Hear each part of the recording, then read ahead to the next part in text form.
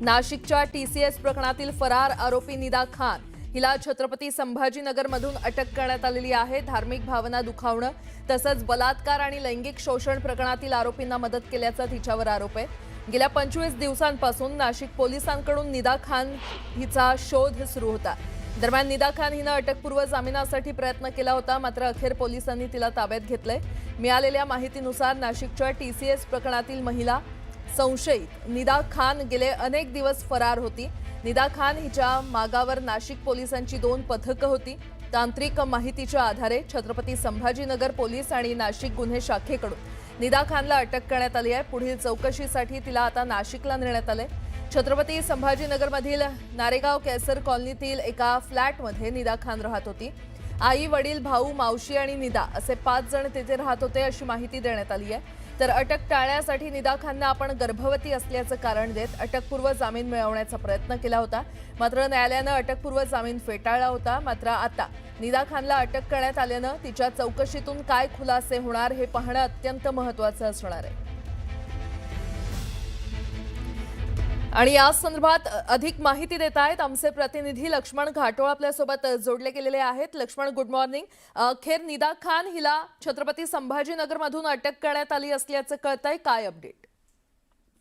खरं तर निदा खान गेल्या काही दिवसांपासून फरार होती। नाशिकच्या TCS कंपनीमध्ये जो धर्मांतर आणि लैंगिक शोषणाचा प्रकार घडलेला होता, त्या प्रकारामध्ये निदा खान ही फरार होती। त्या प्रकरणामध्ये यापूर्वी नाशिक पोलिसांनी आणि SITनी 5 ते 6 आरोपींना अटक केलेली होती। मात्र या प्रक्रियेमध्ये किंवा हे जे धर्मांतराचं रॅकेट चालवलं जात होतं त्यामध्ये एक महिला देखील सहभागी होती। हे हिंदू मुलींचं धर्मांतर करत असताना, हिंदू मुलांचं धर्मांतर करत असताना ही देखील त्यामध्ये सहभागी होती, अशा प्रकारचा आरोप होता। आणि त्या अनुषंगानं ह्या निदा खान विरोधामध्ये नाशिकच्या मुंबई नाका पोलीस ठाण्यामध्ये जो पहिला धर्मांतराचा गुन्हा, बलात्काराचा आणि लैंगिक शोषणाचा गुन्हा जो नाशिकच्या मुंबई नाका पोलीस ठाण्यामध्ये दाखल होता, त्या गुन्ह्यामध्ये हिला आरोपी करण्यात आलेलं होतं आणि तेव्हापासून ही फरार होती। मात्र तिचा शोध घेतला जात होता। अतिशय सिनेस्टाईल पद्धतीनं ही निदा खान फरार होती। सुरुवातीला तिच्या तपासासाठी जेव्हा पोलिसांची वेगवेगळी पथकं महाराष्ट्र आणि इतर परराज्यात देखील तिच्या शोधासाठी गेली, तेव्हा त्यांना ती मिळून आली नाहीये। सगळ्यात महत्त्वाचं म्हणजे ती मुंबईला होती, ठाण्याला होती आणि त्यानंतर छत्रपती संभाजीनगरला होती, अशा स्वरूपाची माहिती पोलिसांना होती। आणि या सगळ्यामध्ये सगळ्यात महत्त्वाचं म्हणजे पोलिसांनी काल रात्री उशिरा छत्रपती संभाजीनगरमधून तिला ताब्यात घेतलेलं आहे। छत्रपती संभाजीनगरच्या सिडको परिसरामध्ये असलेल्या नारेगाव भागामध्ये ती एका फ्लॅटमध्ये राहत होती आणि फ्लॅटमध्ये राहत असताना तिचे कुटुंबीय देखील तिच्या सोबत होते, अशा प्रकारची माहिती होती। पोलिसांना खरं तर 2 दिवसांपूर्वीच तिचा पत्ता लागलेला होता। ती कुठे राहती, काय राहती याची सगळी कल्पना पोलिसांना मिळालेली होती। मात्र पोलिसांनी या सगळ्या प्रक्रियेमध्ये अतिशय गोपनीयता ठेवली, पाळत ठेवली, तिची हालचाली नोंदली आणि ती त्या घरात मिळून येते का याचा पोलिसांनी सुरुवातीला तपास केला। आणि काल उशिरा रात्री तिचा ताबा जो आहे तो नाशिक पोलिसांनी SITने घेतला।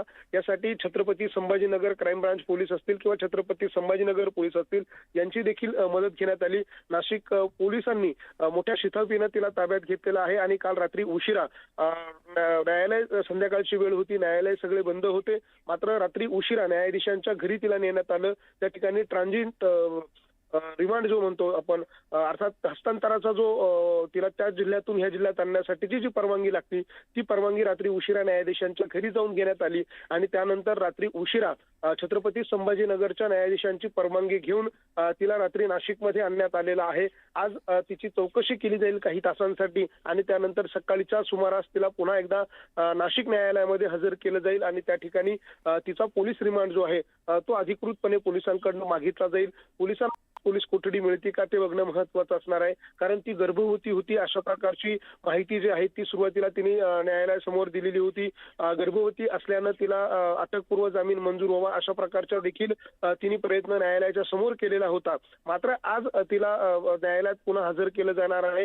नाशिक रोड न्यायालयामध्ये जो अटकपूर्व जामिनासाठी तिने अर्ज केलेला होता तो देखील फेटाळण्यात आलेला होता। त्यामुळे तिच्या अटकेची निश्चितता झालेली होती, तिला कुठल्याही प्रकारे अटक होणार हे जवळपास निश्चित होतं, मात्र ती मिळून येत नव्हती। मात्र नाशिक पोलिसांनी तिच्या शोधासाठी 4 ते 5 वेगवेगळी पथकं जी आहे ती महाराष्ट्राच्या वेगवेगळ्या भागामध्ये रवाना केली होती, ज्यामध्ये ठाणे, मुंबई, पुणे, छत्रपती संभाजीनगर आणि सगळ्यात महत्त्वाचं म्हणजे सोलापूर, कोल्हापूर या भागामध्ये देखील तिच्या शोधासाठी पथकं रवाना केलेली होती. परराज्यामध्ये देखील गुजरात, कर्नाटक आणि श्रीनगर या भागामध्ये देखील काही पथकं जी आहे ते तिचा शोध घेत होती, तिच्या मागावर होती. मात्र ती मिळून येत नव्हती. मात्र काल रात्री छत्रपती संभाजीनगरमध्ये ती मिळून आलेली आहे आणि त्यामुळे छत्रपती संभाजीनगरमध्ये ती कुणाच्या राजेश्रयाने राहत होती, कुठला राजकीय नेत्याचा तिला आश्रय होता का, याचा देखील आता आरोप प्रत्यारोप जे आहे ते होऊ लागलेले आहे. कालच संजय शिरसाट यांनी न्यूज 18 मराठीशी बोलताना थेट इम्तियाज जलील यांच्यावरती आरोप केलेला होता. इम्तियाज जलील यांनी तिला राजाश्रय दिला अशा प्रकारचा आरोप संजय शिरसाट यांनी केलेला होता. त्यामुळे या सगळ्या प्रकरणामध्ये काही राजकीय कनेक्शन समोर येतात का हे देखील बघणं महत्त्वाचं असणार आहे. मात्र या धर्मांतराच्या आणि लैंगिक शोषणाच्या प्रकरणामध्ये निदा खान ही अत्यंत महत्त्वाची आरोपी होती. ठीक ती आहे आता नाशिक लक्ष्मण, पोलिसांना अपडेट घेत राहू. तुर्तास धन्यवाद या संपूर्ण माहितीसाठी. दरम्यान न्यूज 18 मराठीला दिलेल्या फोनमध्ये मंत्री संजय शिरसाट यांनी इम्तियाज जलील यांच्यावर आरोप केलेत. निदा खानला माजी खासदार इम्तियाज जलील यांनी वाचवण्याचा प्रयत्न केला. निदा खानला आश्रय देण्यामागे आणि तिला पोलिसांपासून लपवून ठेवण्यामागे जलील यांचा हात आहे का याचा तपास व्हावा अशी मागणी शिरसाट यांनी केली आहे. एक लक्षात घ्या की हे जे प्रकरण घडलं हे मार्चमध्ये घडलेलं आहे. मार्चमध्ये घडल्यानंतर 2 महिने ती हिदा खान तिला जी पोलीस शोधत होते वेगवेगळ्या ठिकाणी पोलिसांनी आपल्या पद्धतीने प्रयत्न केला, परंतु ती संभाजीनगरमध्ये भेटली.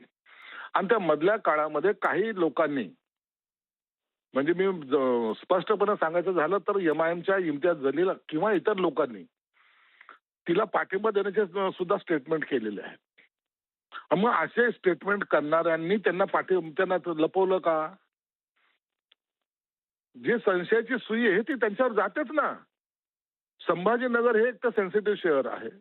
अतिरेक्यांचे कारवाई तिथं होत असतात आणि आता हे जातीवादाच्या कारवाईचे केंद्र बनत चाललेलं आहे. मुंब्राचं प्रकरण घ्या. शिरसाट साहेब, तुम्हाला वाटतं का या प्रकरणामध्ये या सगळ्यांची चौकशी झाली पाहिजे? तिला कोणी आश्रय दिला होता त्यांची चौकशी झाली पाहिजे. या प्रकरणात पोलिसांनी तिथपर्यंत देखील गेलं पाहिजे. हिदा खान ही एक मोहरा आहे, लक्षात घ्या. ही मोहरा आहे. हिच्या मागचं षडयंत्र करणारे लोक जे आहेत ना त्यांच्यापर्यंत गेलंच पाहिजे. त्याचे पाळंमुळं उफडली पाहिजेत. आणि मी तर स्पष्टपणे सांगतो की इम्तियाज जलील सारखे जे काही लोक आहेत ना, जे उघडपणे अशा कृत्याला पाठिंबा देत होते त्यांना सुद्धा या चौकशीच्या फेऱ्यामध्ये आणलं पाहिजे. मी ही मागणी माननीय मुख्यमंत्र्यांकडे सुद्धा करणार आहे. शिरसाट साहेब, यामध्ये आणखी एक महत्त्वाचा मुद्दा म्हणजे या सगळ्या प्रकरणामध्ये ही जी सगळी धर्मांतर करणारी ही जी टोळी TCS मध्ये कार्यरत होती, या टोळीला एक मोठं फंडिंग जे आहे ते देखील केलं जात होतं. हे फंडिंग देखील काही संभाजीनगर असेल किंवा मालेगाव असेल अशा वेगवेगळ्या भागातून केलं जात असल्याचं तपासात समोर आलेलं आहे. त्या प्रकारचा अहवाल देखील न्यायालयाच्या समोर सरकारी वकिलांनी मांडलेला आहे. इतकंच नाही तर काही धर्मांतराचे व्हिडिओ असतील किंवा पुस्तकं जी आहेत ती देखील दिली जात होती. म्हणजे सगळं सध्या महाराष्ट्रामध्ये सुरू आहे. याकडे आपण कसं बघताय? अहो, तुम्ही एक लक्षात घ्या ना, हे जे मुलं किंवा मुली असतात ना, मुलं खास करून मुलं ज्यांना नोकरी नाही, ज्यांचं शिक्षण झालं नाही, ते नवीन मोटरसायकल घेऊन फिरतायत. वाटेल ते पैसा खर्च करतायत. कुठून येतो हा पैसा? हा पैसा पुरवणारे लोक कोण आहेत? सर्वसामान्य माणसाला स्वतःचं कुटुंब चालवायला इतकी मेहनत घ्यावी लागते आणि हे मोटरसायकल लाख रुपयाचे मोटरसायकल घेऊन उडवत फिरतायत. तर याला जी फंडिंग होते तीही जाणून बुजून काही धर्मांध जे आहेत त्यांनी ते केलेली फंडिंग असते. आणि ते फंडिंग करण्याचा उद्देशच एवढा असतो की तुम्ही हेच काम करायचंय. ही हिदा खान तेच काम करत होती. हिला जे काही एवढ्या मोठ्या ज्या सुविधा दिल्या होत्या ते यासाठी दिल्या होत्या की तू मुलींना फसवायचं, त्यांचं धर्मांतर करून घ्यायचं, कुणाशी लग्न लावून घ्यायचं. आणि हे अशा प्रकारचं रॅकेट मोठ्या प्रमाणात महाराष्ट्रात चालू आहे आणि त्याचा आता बंदोबस्त करण्याची गरज आहे.